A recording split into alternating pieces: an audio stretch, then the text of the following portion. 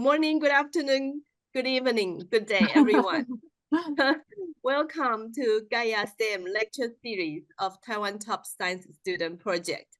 I'm today's host, Juling Shih from National Central University, Taiwan. I'd like to introduce our speaker today, Professor Yuan Wang from Department of Animal Science, College of Agriculture and Natural Resources of Michigan State University. Professor Wang obtained her master's degree in Chinese Academy of Preventive Medicine in China, PhD in Boston University, which is my alma mater, and has served as postdoc in Harvard Medical School and NIEHS. Professor Wang's research area include developmental biology and stem cell biology. Her research focus is to dissect mammalian genetic program that govern germ cell development. She's also interested in the regulatory events that affect pluripotency and differentiation of stem cells. Empowered with iPSC, which is induced pluripotent stem cells technology, in vivo mouse knockout models, and long-term in vitro culture system of spermatogonial stem cells, her lab aims to understand underlying pathology of human male fertility. With the support of the 2021 National Science Foundation Career Award, Professor Wang and her team seek to identify the molecular regulators that empower fertilized eggs to become PGCs. From her short biography, we learned about a subject that we are not familiar with, at least I am not familiar with. Therefore, I think we should not waste any more time and instead hear her talk about how stem cells and reprogramming are the multi-way tickets to life. Please, let's welcome Professor Wang. Thank you. Thank you. Thank you for the introduction. Let me share the slide. It should be this one. Thank this screen. Did you see it? It's the first one, stem cells and reprogramming. Is it the right one? You guys can see? Yes, perfectly. Okay. Great. Again, thank you for this invitation. It's always very nice as I talk to Shih to speak in public, talk about science, because that's my passion is. So I haven't been to Taiwan, but in my mind, always Taiwan is really beautiful place, surrounded by the ocean. I love ocean. So I'm really happy to have this opportunity, and hopefully in the future, when I visit Taiwan, somebody will come to me and say, "Hey, I know you, Dr. Wang." That'll be very fun. Okay, let's get on today's topic, stem cells and reprogramming. I'm not sure about the audience. Probably most of you are very young, may not really read the book. It's called The Curious Case of Benjamin Button. So this is a novel, scientific novel, wrote in 1992, and then later become a film in 2008. So you see, our life, when we come to this life, to this world, our life seems to be predetermined.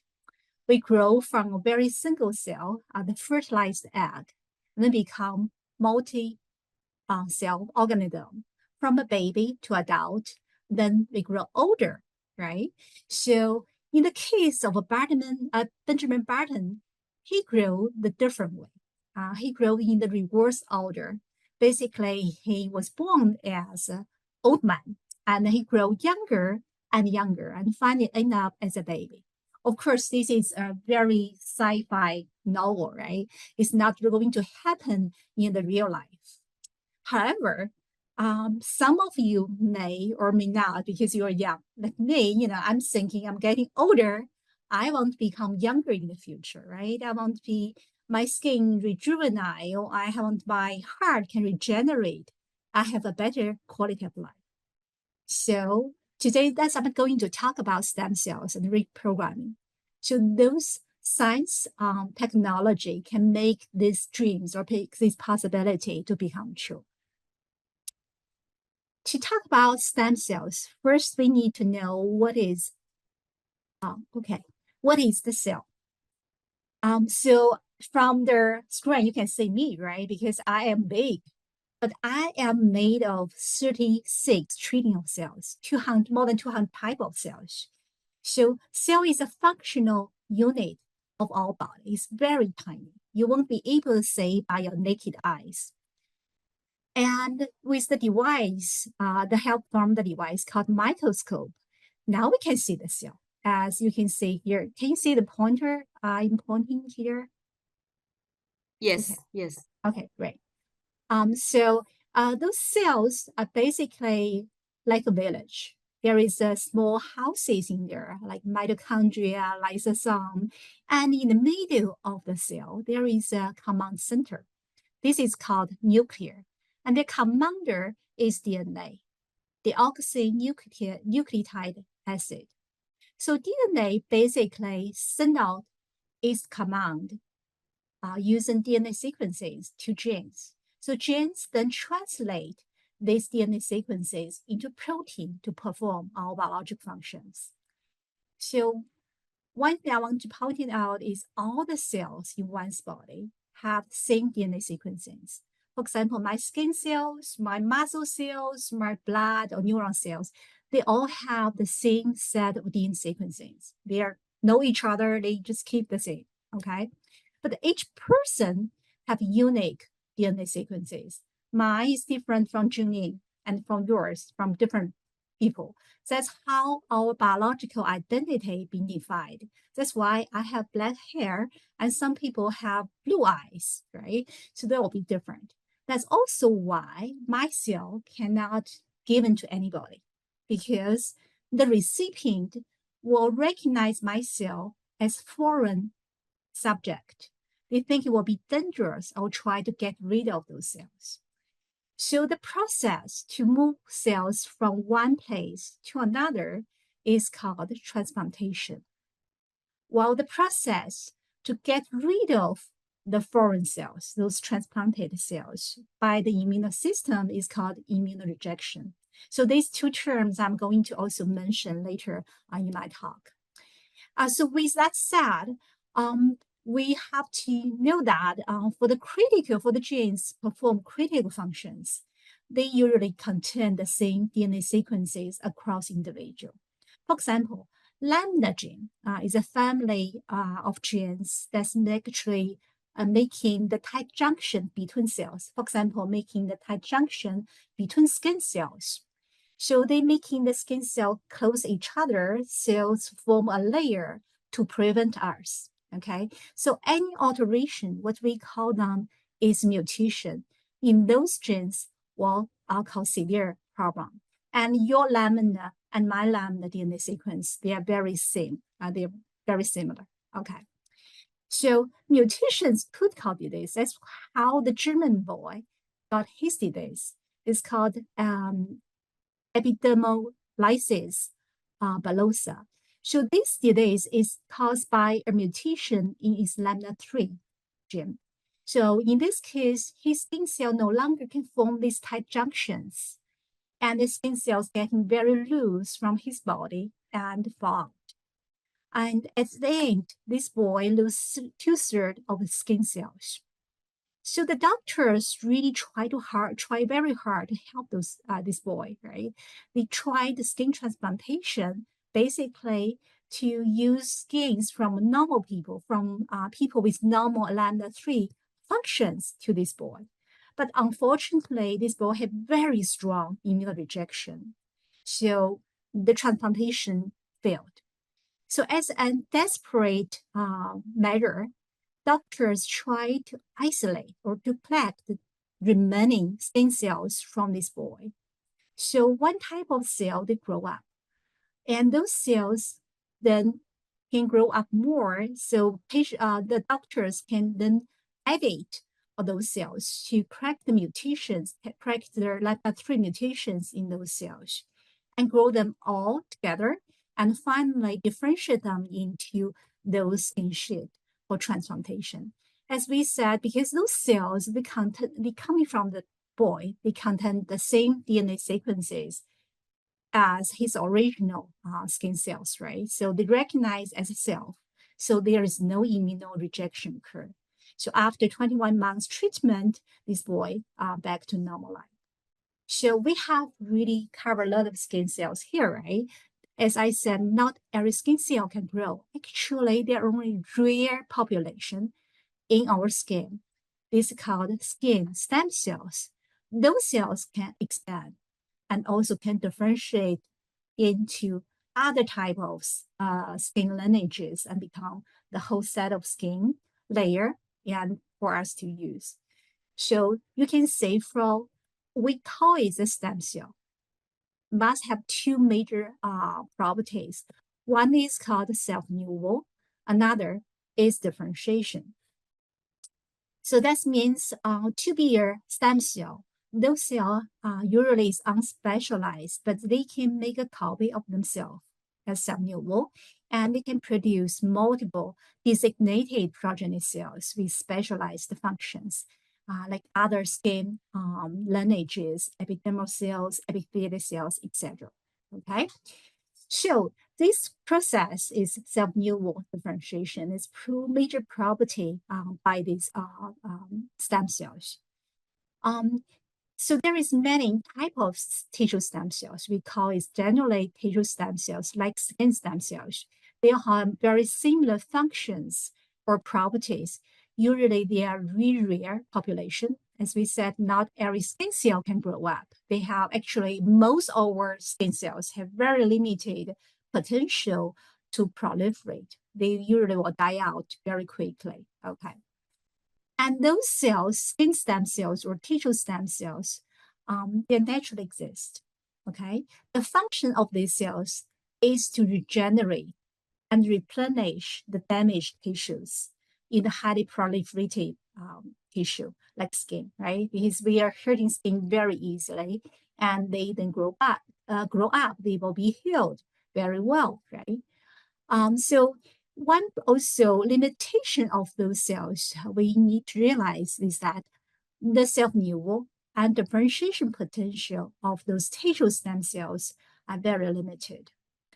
As I mentioned, if we hurt our skin, small part or little damage, they can be healed very quickly.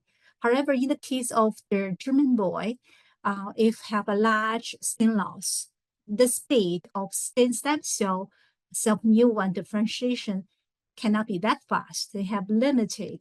They cannot reach up to make up to the loss of the skin. So that's why it's dangerous, right?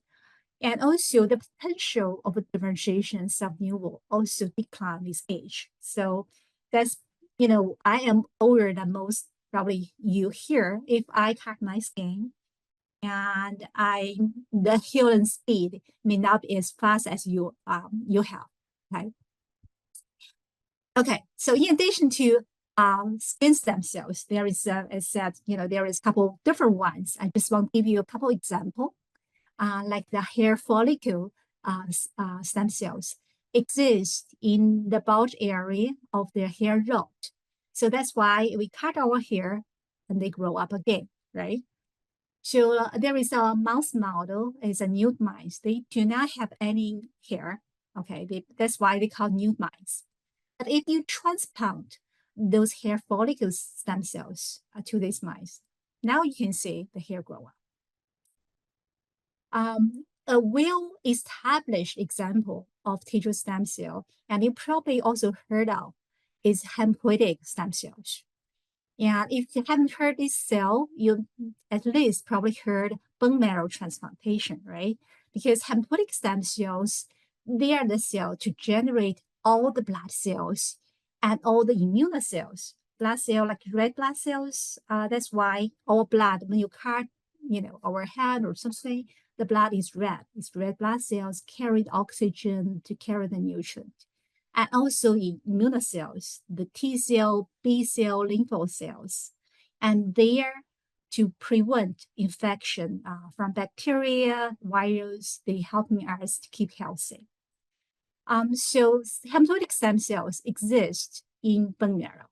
Okay, that's probably you heard bone marrow transplantation. Okay, And Donald Thomas, he is a pioneer for bone marrow transplantation and also won Nobel Prize in 1990 because of his work.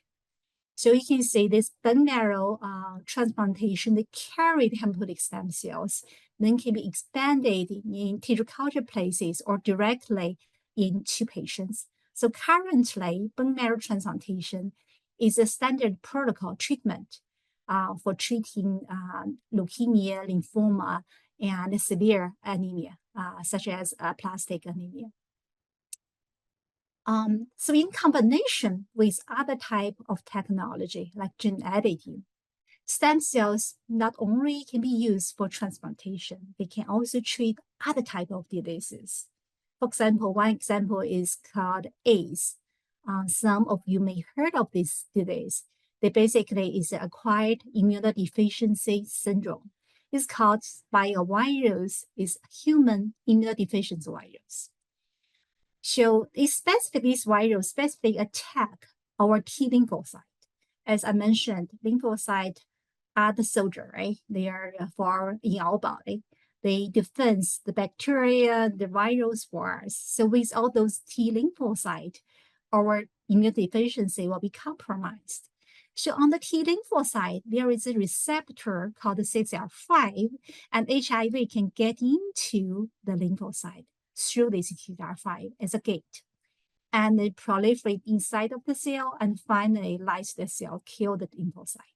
And you can imagine as the HIV attack those lymphocytes, the immune system of the patients will be compromised. They're very prone to all kind of infections,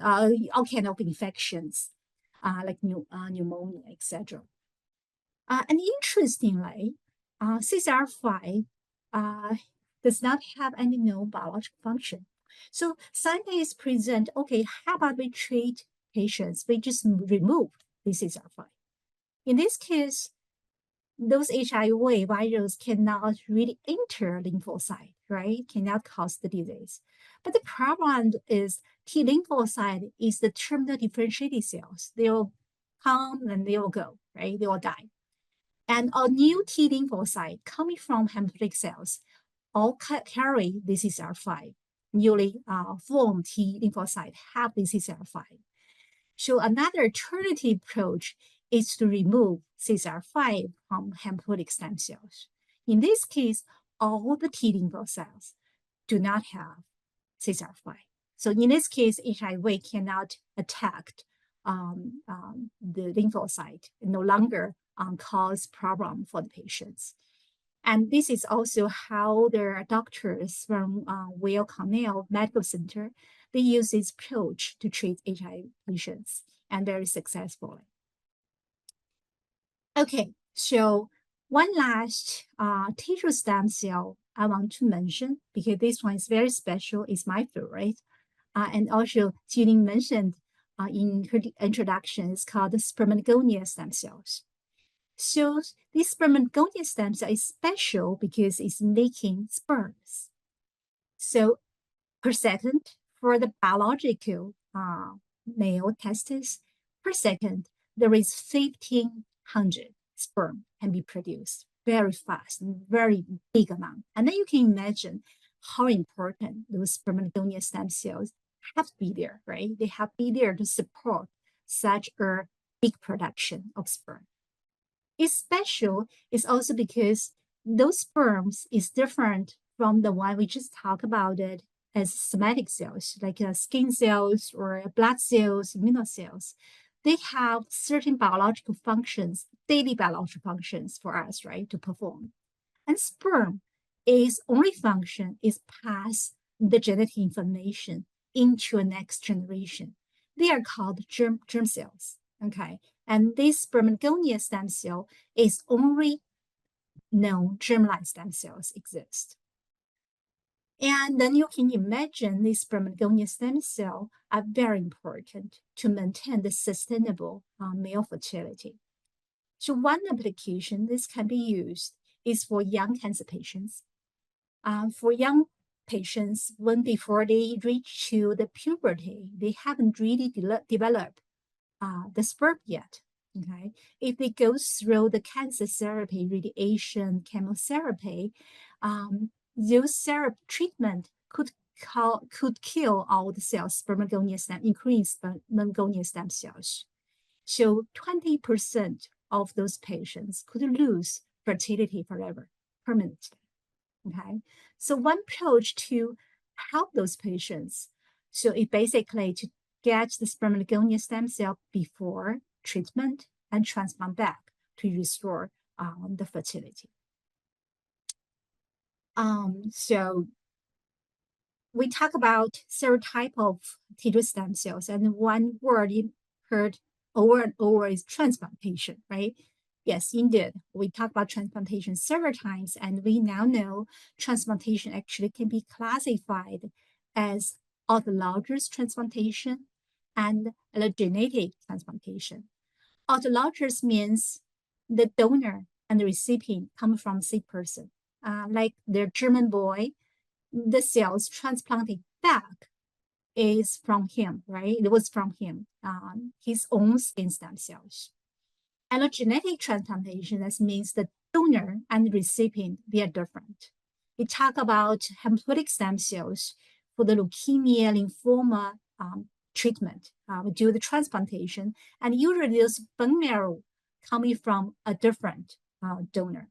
And this will require, as I said, discussed at the beginning, each person's DNA are different, right? They have unique DNA sequences. So for the donor, for the recipient to accept the donor cells, those cells have been matched. It's called human leukocyte antigen matched donor and recipient. Otherwise, you have to always use a very high dose of immunorepressor. So that will cause a problem actually for the patients. Two points need to mention is, so those stem cells really powerful, right? They can be used for transplantation, but they are really rare population. For many cases, like the German boy, his cells, skin stem cells, it's just really small amount, need to grow up in the lab, expanded before it can be used. And this is not trivial. It's really challenging currently to maintain and expand the tissue stem cells. And second, I want to emphasize is tissue stem cells are already partially committed, okay? They can only become the designated cells in that tissue. So this is very different from some advertisement on the website talking about stem cell can become anything. It's not really true. Tissue stem cells can only become the tissue lineage, the cell lineage in that tissue. And you cannot imagine skin stem cell become blood, right? That will be terrible. Okay, so talking about this, I just mentioned a little bit of our work. As Juling said, I'm very interested in spermogonial stem cells and maintaining spermogonial stem cells in vitro, expanding them long-term and keeping them as a stem cells very challenging. So we have been working, and also other labs working on those for a long time. So recent publications I put in here, we identified a couple important factors like metabolic impact, mitochondria, regulators. They all play important roles during this process. So understanding those factors can help us to optimize the conditions to maintain those cells healthy when they expand them. For the sake of time, I'm not going to go into details, and please stay here if you are interested. Feel welcome to explore later. Okay, so to summarize this part of my talk, we discussed tissue stem cells. They are the wonder of nature. They are naturally existing system to replenish and repair the damaged cells in our body, right? They are great. They do have limitations, right? One is they have limited property for self-new differentiation. It's very hard to maintain them in a tissue culture place. And secondly, they only form that specific lineages. And for certain organ, like our heart and pancreas, they do not have stem cells. That means when they grow up, if we have a problem in heart failure, there is nothing we can do about it. All we do is whole heart transplantation. And then you have to find HLA matched donor. And you can imagine these odds very low. So their frequency to find their HLA matched donor is very low case. And also for certain compartment like brain, although some articles mention they could be progenitors or neuron stem cells exist inside of our brain in the area called subventral zone. But to get access to that place and take a piece of brain tissue is not really practical. Okay, so this is all the challenges we could face. So scientists try to overcome these challenges and to figure out whether there is a type of stem cell. Well, they can form everything. They can form skin, blood, brain, or muscle, or heart, whatever, So scientists call them pluripotent stem cells. Can we find those cells? And indeed, we can show there is one type of cells called embryonic stem cells. They can be established from an embryo. As I just mentioned, when the sperm meets the oocyte or egg is a late layman term, right? It's a germ cell from the female. So when they meet each other, they become zygote or fertilize the egg. Then they grow up, become embryo. At a very early stage of embryonic development. So these embryos like a ball, like a several cells together. They do not show the shape of embryo at all. That's this stage, only like 5 to 10 days after pregnancy. Blatosis, the stage. If isolate those cells, isolate those embryos under the right condition, they'll become embryonic stem cells. The mouse embryonic stem cells established 1981 and human in 1998. And over the several decades, and scientists proved those embryonic stem cells are pluripotent stem cells. They have unlimited self-renewal ability. You can grow them forever, okay, pass them forever. And they can differentiate into all types of the cells under appropriate conditions. That's why we call them pluripotent, okay? And because it's high differentiate potential, people getting really excited. Over the last 3 decades, thousands of papers published and prove those cells indeed can form any type of the cells, can be used for therapy. However, those several decades passed, right? More than 2 decades passed since 1998. Those embryonic stem cells haven't been reused, widely used in clinical. The reason for that, because you can see these embryonic stem cells, they are coming from the embryos donated by IVF in vitro fertilization clinics, the discarded embryos, the very limited number are there. And those embryos, as we mentioned, each person have different DNA sequences, but those embryos very likely have very different HLA pattern, right? Markers than yours, than mine.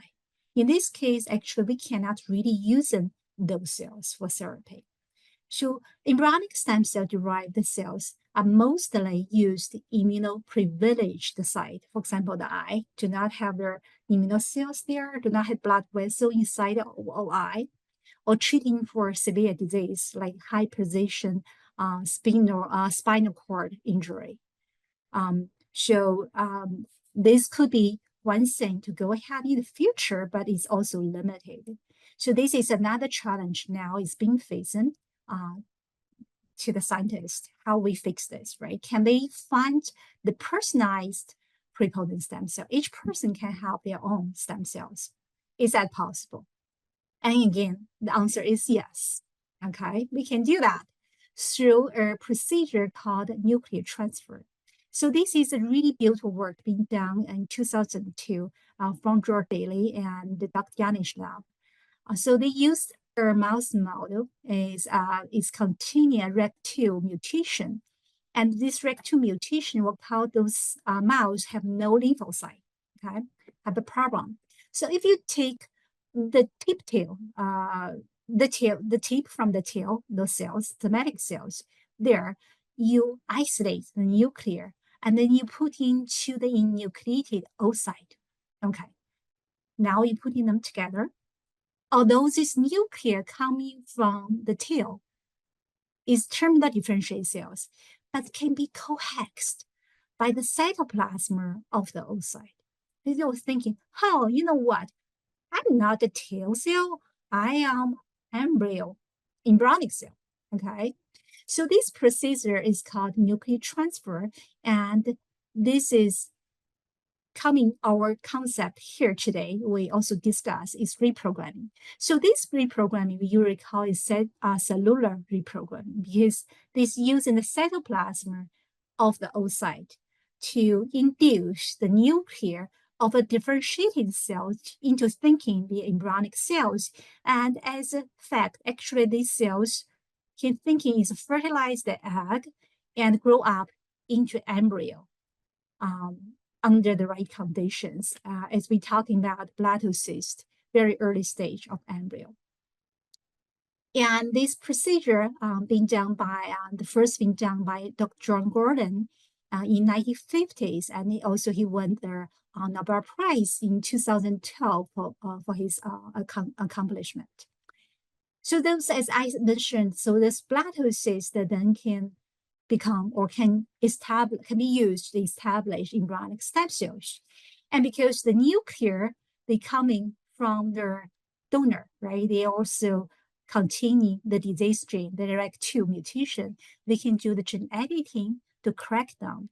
And those repaired embryonic stem cell can differentiate into blood cells, including those lymphocytes to rescue those mice. And this paper or this story proved the concept, principle of concept. And this is indeed can be done because though those nuclears or these DNA sequences is the same from the donor, from the patient, and there is no immunorejection occur, right?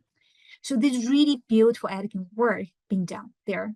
But however, there is limitations. When we're talking about this is being done in mice, right? If we really want to work in human. So one is the oocyte. We're talking about oocyte, of course, they can get very easily from mice. But however, to think about from human, those can only coming from the biological female, right? Women. So that's will be difficult to get. That's one thing. Secondly, as we mentioned, this goes through a process or a stage. It's very early embryo, although they still are about as a cluster of cells, but they can potentially put into uterus and become a real embryo. So many people don't feel comfortable to use embryonic stem cells coming from those early embryos for therapy. So this is become another challenge, right? To face scientists need to overcome. And again, the breakthrough come in 2006. Dr. Shih Yanamega, a Japanese scientist, he discovered new technology. So basically, he used the somatic cells, okay, skin cells or blood cells or whatever, okay, those somatic cells. So he used 4 genes, OCT4, SOX2, PLIC4, CMYC. Those 4 genes are not expressed in somatic cells, but he reactivate those 4 genes or reintroduce those 4 genes into those somatic cells. And under the right conditions, those cells, then thinking actually they are embryonic cells, they become a cell type called induced pluripotent stem cells. And then this, over the last several years, more than 10 years, almost 20 years, scientists proved those induced pluripotent stem cells behave exactly like the embryonic stem cell we just discussed. They can being passed, expanded unlimitedly in tissue culture plates, and it can also differentiate into the cells we want. Okay, this is really beautiful work. So this process, we call them genetic reprogramming. Okay, in contrast to the cellular reprogramming, because we introduce genes in there. But majorly the DNA sequence of those differentiated cells or iPS cells, they are the same to the somatic cells. So if you use those cells, they will be fine for the patients, right? They have the same HLA markers. So now you can see with this technology, now we scientists bypass or overcome these two challenges. No longer need the oocyte, and there is no blastocyst here. Basically, these tail tip cells can directly reprogram into iPSC cells. Okay, again, this pretty simple concept is being proved in 2007 by Dr. Yanish lab. They used the sickle cell anemia mouse model and did the very similar work as they did in the past, and basically using the iPSC from sickle cell anemia mouse model, and then repair them and regenerate blood cells to help those mice and successfully treat the disease. So this is the ideal in the future, okay? So each person, we can have our skin cells or blood cells only need a little. For example, in my lab, we can usually use 1 milliliter of blood cells, okay? We can reprogramming them, no matter it's coming from young people or old people. We can rejuvenate them into thinking they're embryonic cells, the iPSCs. And those iPS cells is personalized, is coming from the patients. Okay, they can be stored there in their iPS bank. And then when needed, they can differentiate into the desired cell lineages, muscle cell, cardiac cell, neuron cells, etc., and put back into patients. And because they are same DNAs are there is no immune rejection. And so again, there is many papers being published and prove those iPS cells can form almost every cells we know. Here is one example, the cardiomyocyte being formed from iPS cells. They're beating in the tissue culture plates. And here is another example. Those iPSC cells can be differentiated into beta cells. So they are cells responsible to secretion insulin. Okay, to those cells, can be actually used for for treating diabetes patients. Usually have very low insulin and low number of beta cells. In 2019, also NIH also proved using the patient-derived stem cells, and then those cells can form the retina pigment epithelial cells. They are the neuron cells actually inside of eye. When the disease called macular degeneration occur in the older patients, so those cells gone, right? So patients are blind. So you can get their blood cell, coax the blood cells from patients and into the iPSC and differentiate into the IPE cells and put into the eye to regain the eyesight. Okay, so since 2006, many more clinical trials using iPSC derived cells for therapy been proved. So I want to emphasize again here, iPSC or pluripotent stem cells, they are not naturally existing cells. They are artificial. They are only grow in the tissue culture place. They do not know they become. They are pluripotent. They can become anything, any cell, and they don't know what they become. You have to tell them what become. And you cannot directly use them, put into patients, because they don't know what they become. They will become a tumor. They will become a specific type tumor, teratoma. So only thing we can use is to derive, to differentiate those cells in lab setting, okay? We can differentiate into blood cells or neurons or cardiomyocyte, and then we put in those cells into patients. Okay, I just want to emphasize this. Again, stem cells are not really, there is always limitations there we need to realize and to overcome. But nevertheless, pluripotent stem cells are very powerful, not only used for therapy, can also use to understand normal development and disease formation, and can be used to test in drugs and toxins, etc. So in my early career stage, I'm working on pluripotent stem cells and differentiate them into blood cells. And then we observe what during this process was important for the blood formation. And we identify CDX oxygen pathway play a critical role in this process. And in the future, in the later my career, when I have my independent lab, I get interested in germ cells. So that's, she can talk about it. We use the pluripotent stem cells to mimic in vivo development. We differentiate into germ cells at different stage, primordial germ cells, spermatogonia stem cell, etc. And in this process, we can monitor what's happening and what could go wrong to cause infertility. Again, there is a couple papers I listed here if in case you're interested. I just give you one example, not go through all the details because it will be taking too long for that. So for example, we isolate a fibroblast from infertile patients, and we induce them into iPSC cell lines. And then we again induce them towards the germ cell lineage. There are spermatogonia-like cell and also haploid sperm.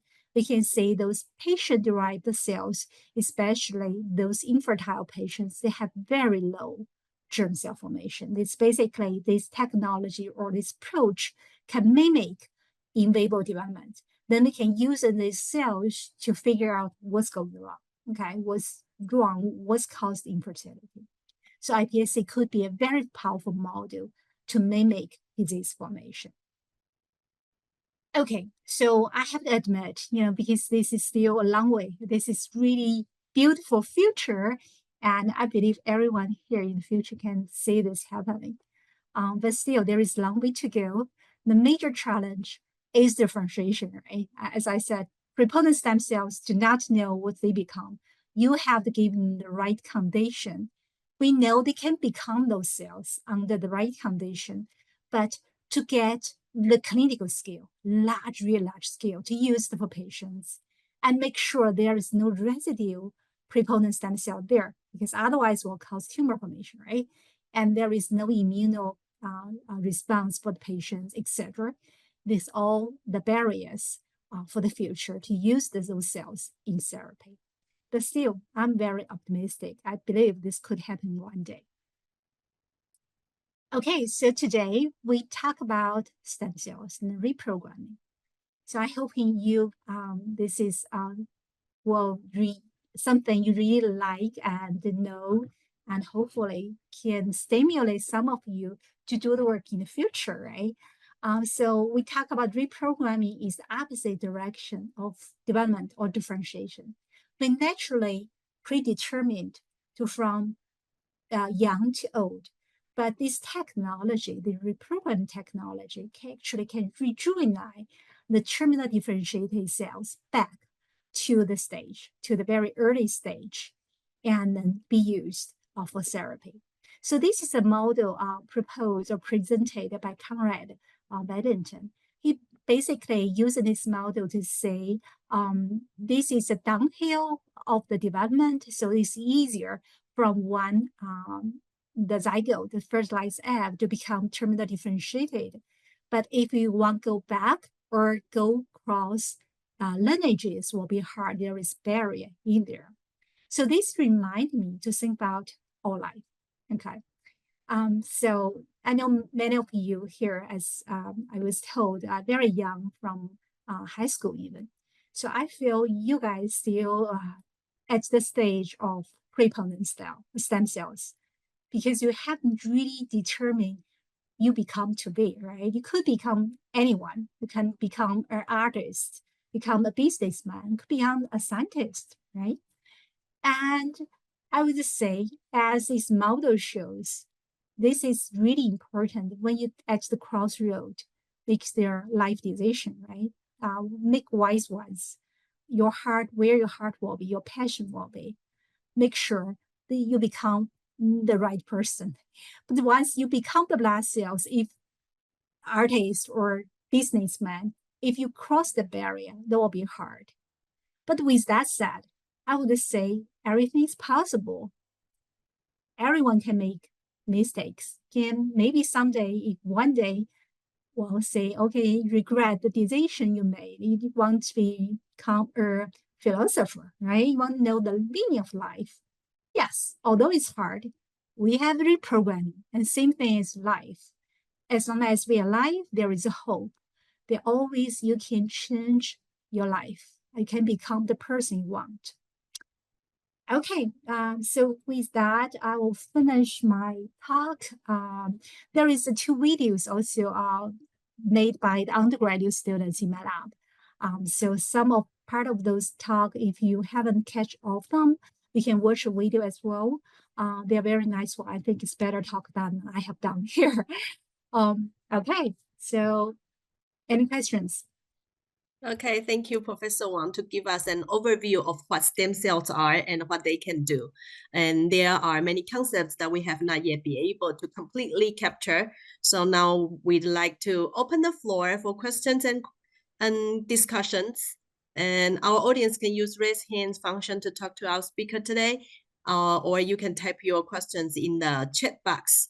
我们今天的王老师呢，其实是可以听得懂中文，只是专业的语言呢，可能也是要用中英夹杂的方式才能跟大家比较完整的去解释。那所以如果我们今天听众朋友想要用中文问问题，也是可以的，那就是允许王老师可以用中英夹杂的方式来做回答，这样。那就看看大家有没有什么疑问。那趁大家在写问题的时候，我想我直接用中文问哈，王老师可以哈。Sure. Of course. 就是我们的 stem cells can it be used in Alzheimer's or Parkinson disease？ 就是您今天讲的比较多是 blood related disease 的 treatments， 那 can they be used for neurodegenerative disease？ Yeah, indeed, that is a very hot topic and very 就是一个很热的一个热点在干细胞领域，尤其是像 neuron cell 就神经细胞，它是不能再生的。In blood cell, anyway, you can do the transplantation, right, from another patient, from another person, with normal, 好的 blood, you can do transplantation. Neuron cells very hard to transplant from one person to another. You'll lose yourself, 对吧？因为我们每个人的 neuron cells very different. So 这个事情呢，所以就是非常非常好的。And actually there is active research. 虽然我们实验室不做这个，其实我有一个 video 也是这样子我们当时采访一位 scientist， 一个就 neuron surgeon 在 UMich 我们隔壁 trans 隔壁吧，他们就研究这个，他就看这个motor cells generated from the prepotent stem cells and understanding the networking between different type of motor cells, and in the future, hopefully, can be used for those neuron degeneration cases. 好，基本上它还是不太一样的领域，然后它的难度跟需要注意的地方，当然就可能也就都不一样嘛，哈。对，因为 neuron cell 它有点不同，其他的是，尤其我讲的其实2种。或者是 hepatic stem cells， 或者是因为它是最早发现的，大家研究的非常长的时间了。而它最好有一个特点呢，它有一个叫 homing 的 property。其实你这个 bone marrow cells， 如果我们知道一点点的话，就是从这个 bone marrow 取了就是 donor 取了以后，你直接可以就是通过这种静脉注射到 patient， 他就会找到那个 bone marrow， 就到那里去叫 homing， 就找到他的家。但 neuron 不是这样子。neuron 因为这个在哪个位置，你必须找的那个 right 位置，就像刚才说的 Alzheimer's disease 或 Parkinson's disease, there is specific regions you have to have this surgery to put into those cells. 而且就是说这个 neuron cells 呢有非常非常多种， dopamine generating cells，这种你如果是 generating the wrong one, it will be opposite effect, so will be very complicated. So 不像 hematopoietic stem cell 血细胞你放在那儿了，你需要什么它就 generate 什么东西，就 kind of easy. So neuron cells more complicated scenario. 是，谢谢王老师。那我们聊天板上有一位有一位听众哈，那问了一个说，iPS cell 可不可以用在一个 exosome 的领域上面 ？exosome 那个分泌体吗？不太，你可以用它去研究这方面的内容，我认为。你比如说 exosome 在不同的一些细胞中，它其实可以分泌出来的。那你在体内呢，当然有一个办法，你去 collecting those exosome 这些分泌体。但是呢，就是这个它的 amount it limited， 对吧？你 only collecting certain amount, it's not easy collecting those。但如果是你知道 what type of cell secreting those exosome， 那你其实可以 generate 大量的这种 exosome for your research。这个是一个 possible way to do. But this is a topic I haven't really researched much. 我不知道是不是可以用这些 exosome 去做一些 therapy 或怎么样的，这我是不知道。但是我认为至少是做 research 是 no problem. This can be a great research tool to do so. 好，谢谢王老师。那还有人问说，曾经听过新闻报道，日本有使用像是静脉注射，那让患者可能比如说像神经细胞重新生长。那关于这样子注射到人体里面，大概多久会让那个受损的细胞来 regenerate？ neuron cell 比较难从这个静脉注射，一般是做不到的，因为它就像我就这么简单说，就像 stem cell 一样。为什么那个男孩子他那个 more difficult？ 就是说他浑身比如说都缺少 skin 了，你是不能说我从静脉注射 skin cell， 它能到达那个地方长出 skin 来的，其实是在体外长成了一个 skin layer， 然后铺到那个受损伤的地方。这些地方它就非常不像这种hematopoietic stem cell， 就是血干细胞，它真的可以找到 bone marrow，是可以的。neuron cell 呢也是不行的。neuron stem cell 呢，它如果是你 collecting neuron progenitor， 一般来说也是不可以的，因为一般就是 heavy patients 呢，你 either 就是现在大家做的最多的一种就是 high position spinal injury， 就高位截瘫嘛。或者刚才那个施宁老师说的那个，就是这种 neuron regeneration， 那你其实在脑子里边，这些细胞它没有办法出了血管到那里迁移到那里去做这些事情的，所以必须到 specific 到 that position。但你要说到有些细胞，比如说大家其实可以用的做静脉注射的，除了血干细胞，最常用的大家另外一种叫 mesenchymal stem cells，中文应该是叫间充质干细胞。间充质干细胞它有点不太一样的是，大家用它有的时候做一种 immunomodulation， 不是真的修复某种细胞，让它对这种免疫或者是修复有一定的帮助。它是一个 helper， 它并不见得会变成，比如说有些研究认为，在这种heart failure 的情况下，比如说做无论是 transplantation 或怎么样的，有的时候这种 mesenchymal stem cell can help some。但它不是一个主要的一个 player， 它不会变成 cardiomyocyte， 但是它可能会分泌一些因子呢来 help。这些呢，大家是有用这种血细胞，不是用静脉注射的方式去做的。那么它一般来说呢，无论是血干细胞还是 mesenchymal stem cells，depends on the purpose。比如说 hematopoietic stem cells， 它是有一个这过程的，因为它需要 proliferate。regenerate， 它从这个干细胞到 progenitor， 到它 terminal 细胞的大量的，比如说这是一个 lymphoma patients 长了 enough lympho cells to replace 原来的组织，它是需要比较长时间的，不是一天两天。所以 usually just taking several months to reach into the plateau，like that。所以不是说是今天注射第二天就会好了。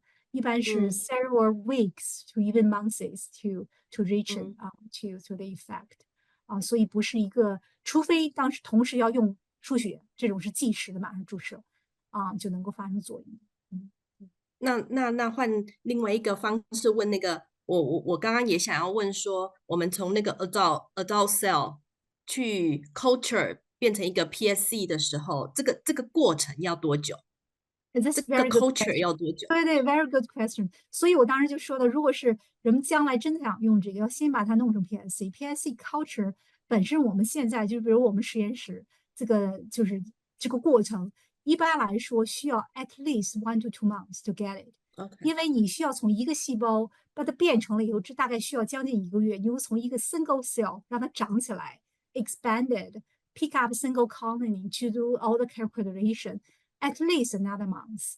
然后如果找到the really good ones，可能需要更长去 test it everything, right？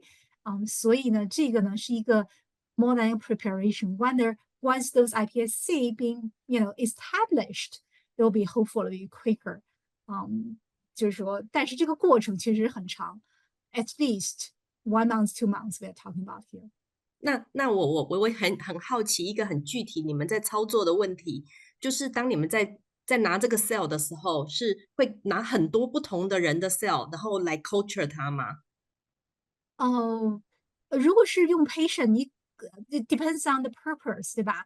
如果是说那以我们是你们在做实验，就是你们实验室在做实验的时候，对，比如说像我当时 talk about that paper，因为我们想证明我们那个 platform 能够 mimic in vivo development，我们肯定不能只用一个病人的。如果碰巧这个病人形成的细胞，它的 iPS 就是不是很做的没有很好，quality 没有很高的话，那可能影响整个的一个我们的判断，或者是我们的一个 judgmental call。所以这时候我们肯定是我们那里面呢是我们 paper 里边 publish 是4个，其实我们是 did more than that。就是说你至少是，而且每个 patients 你有多个克隆，就是 iPS 细胞，你是从一个 single colony grow up，你去 compare multiple to have the same phenomena 去 confirm 你的 result 是 correct。所以一般来说呢，是这样的一个结果。但是如果是 for the therapeutic，for example，if 我想拿我自己的细胞做成 iPSC 的话，我肯定就只做我自己的，对不对？做我自己的，但是我可能会长多个克隆。然后做一些 characterization，我 make sure 我找到那个克隆，我可能 frozen several ones 是 the best one， 就是说它最好的那种，没有其他任何的问题没有 any mutation anything for that。那你在 culture 的过程里面需要一个什么样的环境？是一个机器吗？不是，这个一般来说呢，我们做的是一个 tissue culture place，其实就像我在 slides 里面 show，真的就是一个 place。OK，但是呢，放在常温，放在外面，就放在房间里。不是放在，当然放在 incubator 里边，我们放在这个 incubator 有一对，放在个 oxygen、CO2 这种，以及这个湿度控制的、温度调控就控制的。然后你所有的操作呢，当然要在 zero，我们有 specific bio safety hood 那么这里面呢，你就是要 free of any micro，是一个负压的一个吸引的，就是说它是每个都要过滤掉。就是空气要过滤到里面都是非常就是完全是无菌的这种状态去操作，然后你所有的配的这些液体啦，包括一些 nutrient 啦等等的那么都是也是无菌的，你必须要知道怎么 culture 它，然后就这么加进去。然后一般来说，我们还大部分现在不过大部分人呢就是scientists try to use an we call it feeder free， 就是以前的时候大家是用一个支持性细胞给它 provide nutrient。但是现在大家觉得这个有 feeder cell 吗？又会影响到你的，就说是 eventually， 比如说你用的一般来说都是小鼠的细胞，那人的小细胞不想跟小鼠的混，对不对？那么就是 get rid of those cells 我们不用它，就用那种 feeder free 的 cell， 就不要用这种支持细胞，你要 figure out those conditions to culture them 就是 healthy 然后才可以。就是这些也都是一些比较 trivial 的，但是都一些 challenge 的。对，所以并不是每个实验室可以做。就像我们刚才说的 skin stem cell 那个，就是为什么有，否则它到处大家都做去 helping those burn patients， 对吧？烧伤病人 that would be great，but actually it's not really practical have those these conditions。那一个 culture 出来的 cell， 一个 PSC 它可以放多久？我们其实听众朋友也有在问说，未来有可能变成一个那个 stem cell 的干细胞银行吗？它可以被储存很久。这些细胞都可以再动起来的，而且它这些细胞非常 hardy， 就是说我就可以 pass 到 several hundred passage 都没有问题。一般来说，你把它弄到就很容易，它一旦长起来，我刚才说你把它变成 iPSC 这个过程是挺长的，而找着 the right one，make sure the really good one， 这个可能需要 many several months work。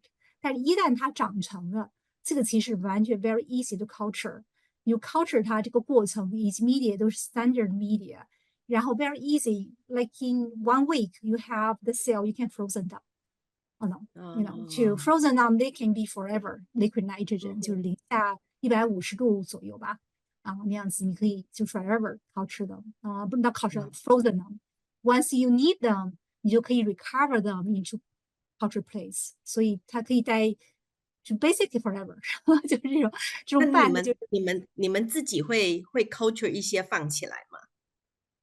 这个需要有一些 regulation， 我们不能随便会有一些 IRB 的东西。对 exactly 对，因为我可能用这种 federal government money for private purpose， 它还是有一些 ethical regulation， 对 ethical。但如果是你想做这种 patients 方面，肯定要做IRs to prove IRB 确实是有各方面的就是有支持有这 regulation 但是 doable in the future， 因为这个都是慢慢做起来的现在还没有成一定规模。我是认为非常，如果是有兴趣的年轻朋友 in the future really this is a great field to get into。如果即使你不做 science， 做投资也行。好，我相信我们的听众会问这样的问题，就是有感受到了哈，这是一个非常有发展的一个 field。那还有2个小问题，一个是太老的细胞是不是比较没有培养的这个 potential？对，主要是其实老的细胞呢不是不行，这其实我一直说到，其实是一个 rejuvenate 的过程，一个年轻化的过程。所以我为什么说的这个 life can be multiple ways， 就是即使这个人相对来说老，或者是岁数大了，那事实上呢，你要到什么程度，只要是这个细胞它本身fibroblast 在一定程度上还能够长起来，能够 reprogram back。It still can be done. The efficiency is low. It's true. It's harder， 对吧？它是更难。你可能要有更多的组织或者怎么样子取。比如我刚才说，一般年轻人，我们实验室，比如说我们以前做过，就是1毫升的血液，我们就可以得到 iPSC， 对吧？但如果是我们没有试过老年人，但我相信要是老年人可能会需要更长的或者更多的细胞，对吧？也许10毫升，但 still doable。所以这个过程呢，就是一个又年轻化的过程。比如说像，当然是 future， 我不是 talking about current。Let's female， 对吧？我们到了50多岁，不再有生育能力了，因为 oocyte 不再产生了。但实际上，如果你从 skin cell，OK，你变成 iPS cells 以后，它又再生成 oocyte，yes，they can be used。所以这就是一个重新生成的一个过程。同样的，就是很多事情呢，就是说你变老了，通过这个过程又再重新形成新的组织，那 can be used。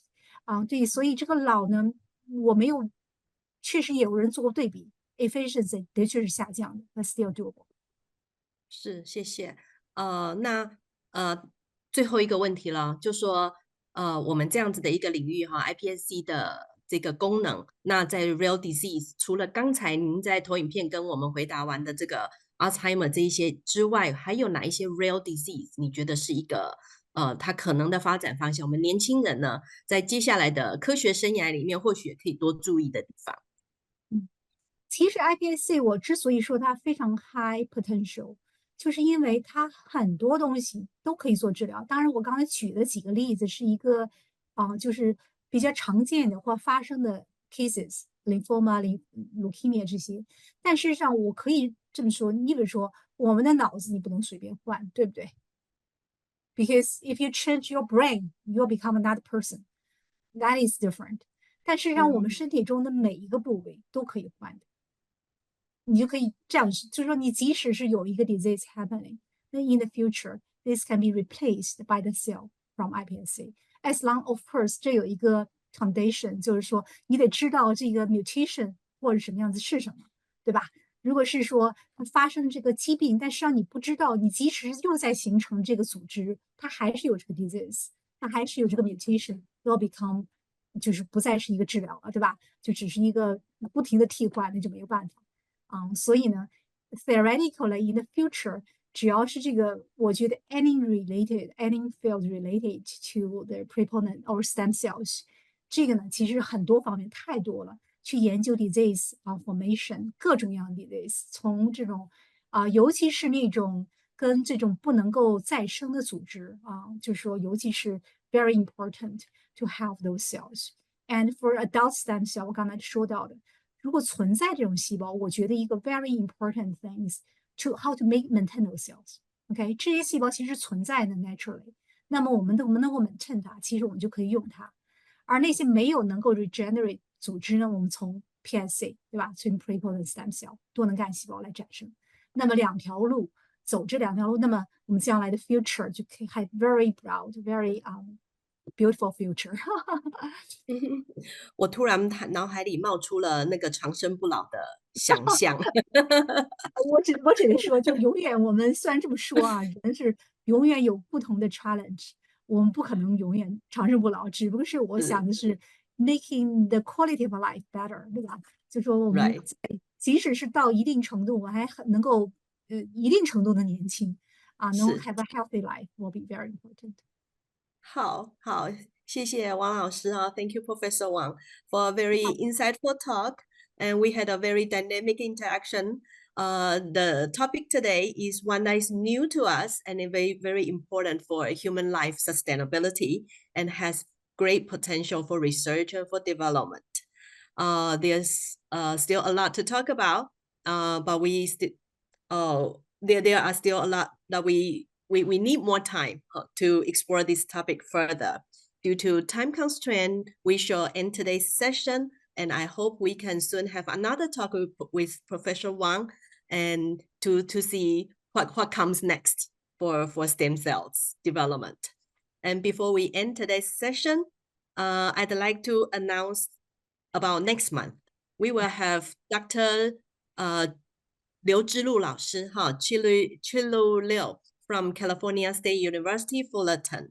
She's from Department of Philosophy, College of Humanity and Social Science. 那其实是一个社会科学的老师，但是呢 she will talk about social robots. 好，那跟科学有关的东西呢，就是他会谈社会性的机器人。Let's look forward to it. Thank you all for participating in our event today. Thank you again, Professor Wang, for joining us today and sharing with us. 那谢谢各位听众今天留在这边，那也 see you next month. Thank you again. Bye. Bye bye. Thank you. Thank you, everybody.